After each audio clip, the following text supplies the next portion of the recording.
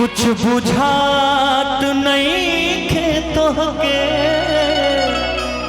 का हो गइल बा मिलके तोहरा सिवा जग में। और ये सर की तरफ से बहुत ही प्यारा सा आशीर्वाद आया है, बहुत बहुत धन्यवाद। तोहरा सिवा जग में। और ये भी सर की तरफ से देखिए, दिल के टूटे हुए लोग बहुत हैं, है ना? हाँ इधर से पैसा भी मिले तो मन ही नहीं कर उधरे रहना है आपको अब।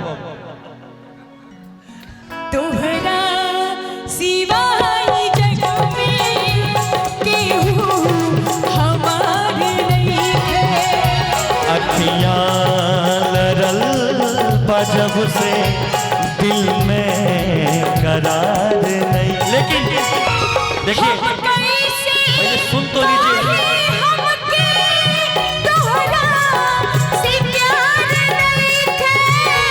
हम कैसे कहीं हमके तोहरा से प्यार नहीं। पुरुष होकर पुरुष को आशीर्वाद दे रहे हैं, बहुत बहुत धन्यवाद भैया। देखिए चाचा जी की तरफ से भी आशीर्वाद। दिल पे लगा चोट तो सब लोगों के जेब से निकला 500 का नोट, बहुत बहुत धन्यवाद। कि कुछ बुझात नहीं खेतों से का हो गइल बा मिलके कैसन बीमारी धैलस कौनो सुधार नहीं। अखिया लड़े बजब से दिल में करार नहीं है।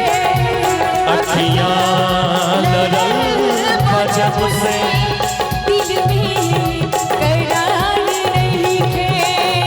हम कैसे कहीं हमके तोहरा से प्यार नहीं है।